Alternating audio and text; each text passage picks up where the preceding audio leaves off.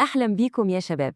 كتير بنسمع عن التفاعلات الكيميائية، بس قبل ما ندخل في تفاصيلها محتاجين الأول نفهم اللغة اللي الكيمياء بتتكلم بيها.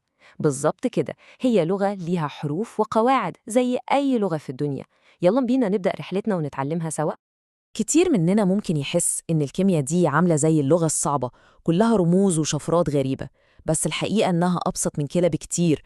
هي فعلا لغة، والفكرة كلها إننا محتاجين نعرف مفاتيح اللغة دي، ولو عرفناها صدقوني هنفك أي شفرة ونفهم كل حاجة بتحصل في الدنيا حوالينا. طيب، زي ما أي لغة في الدنيا بتبدأ بالحروف الأبجدية، لغة الكيمياء كمان بتبدأ بحروفها الخاصة اللي هي العناصر. العناصر دي هي الأبجدية بتاعتنا، وأول حاجة لازم نعرفها في الأبجدية دي إننا نفرق بين نوعين أساسيين من الحروف أو العناصر دي: الفلزات واللافلزات. الفرق الجوهري بينهم هو سلوك كل واحد فيهم. بصوا معايا كده، الفلزات دي نقدر نقول إنها كريمة شوية، بتحب تدي أو تفقد الإلكترونات اللي في مستوى الطاقة الأخير بتاعها عشان توصل لحالة الاستقرار.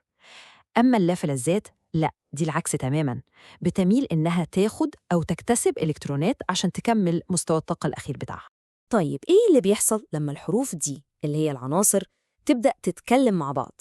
أكيد مش بتفضل زي ما هي، بتتحول لحاجة اسمها أيونات، والأيونات دي هي اللي بتخلينا نقدر نبني أول كلمات في لغة الكيمياء اللي هي المركبات. خلونا ناخد مثال عشان الصورة توضح. بصوا على ذرة الصوديوم، هنلاقي إن عندها إلكترون واحد بس في آخر مدار. طيب عشان تستقر إيه الأسهل؟ إنها تفقد الواحد ده ولا تكتسب 7؟ طبعا الأسهل إنها تتخلص منه، ولما بتفقد إلكترون شحنته سالبة هي نفسها بتتحول لأيون شحنته موجبة. منطقي جدا، صح؟ طيب تعالوا نشوف بقى الكلور. الكلور ده العكس، عنده 7 إلكترونات في المدار الأخير، يعني فاضل له إيه عشان يستقر؟ إلكترون واحد بس. فالأسهل له طبعاً إنه ياخد الإلكترون ده من ذرة تانية زي الصوديوم اللي لسه متكلمين عنه، ولما بيكتسب إلكترون شحنته سالبة هو نفسه بيتحول لأيون سالب الشحنة. تمام، يبقى احنا كده عرفنا الحروف وعرفنا ازاي بتتحول لأيونات. زي ما أي لغة في الدنيا ليها قواعد نحو عشان نعرف نركب الجمل صح، الكيمياء كمان ليها قواعد. أهم قاعدة فيهم هي التكافؤ. التكافؤ ده هو اللي بيقول لنا كل عنصر يقدر يمسك في كام عنصر تاني. ببساطة شديدة، التكافؤ ده هو عدد الإلكترونات اللي الذرة بتفقدها أو بتكتسبها أو حتى بتشارك بيها وهي بتتفاعل. يعني لو ذرة فقدت إلكترون واحد بنقول تكافؤها أحادي، لو اكتسبت إلكترونين يبقى تكافؤها ثنائي، وهكذا. الموضوع بسيط خالص.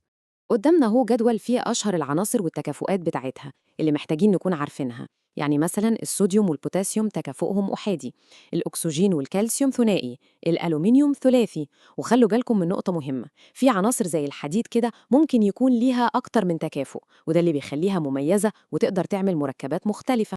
وحاجة كمان لطيفة في الكيمياء إن ساعات مجموعة ذرات كده بيمسكوا في بعض جامد وبيتصرفوا مع بعض كأنهم ذرة واحدة ليها شخصيتها الخاصة، دي بنسميها مجموعة ذرية، وكل مجموعة من دول ليها التكافؤ الخاص بيها زي ما هو واضح في الجدول. تمام قوي. كده بقى معانا الحروف اللي هي الرموز، ومعانا قواعد النحو اللي هي التكافؤات. يبقى فاضل إيه؟ فاضل إننا نكتب أول كلمة كيميائية صح، اللي هي يعني الصيغة الكيميائية للمركب. الخطوات سهلة جدا ومباشرة. أول حاجة بنكتب الرموز بتاعت العناصر جنب بعضها. تاني خطوة بنكتب تحت كل رمز التكافؤ بتاعه. تالت خطوة ودي الأهم، بنبدل التكافؤات، يعني بنعمل مقص كل واحد ياخد تكافؤ التاني. وآخر حاجة لو الأرقام اللي طلعت دي ينفع نختصرها مع بعض بنختصرها لأبسط صورة. طيب، كلام نظري كتير، تعالوا نطبق بمثال عملي عشان نفهم.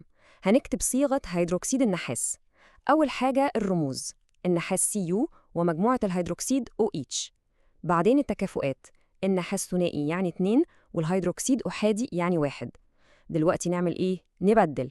النحاس ياخد الواحد بتاع الهيدروكسيد، والواحد مش بنكتبه، والهيدروكسيد تاخد الاتنين بتاعة النحاس.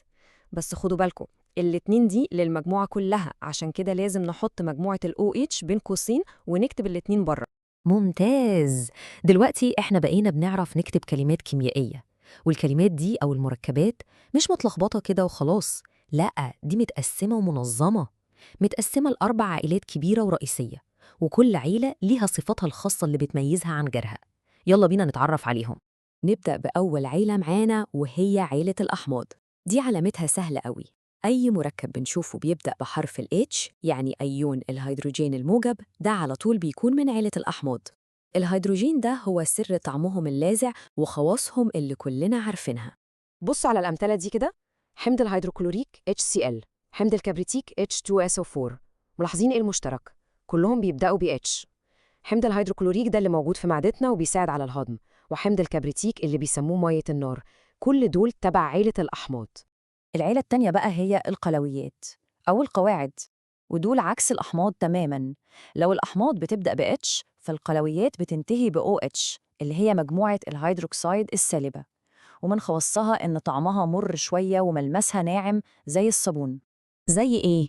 زي هيدروكسيد الصوديوم NaOH اللي هو الصودا الكاوية، وكمان هيدروكسيد النحاس CuOH2 اللي لسه كاتبين صيغته من شوية.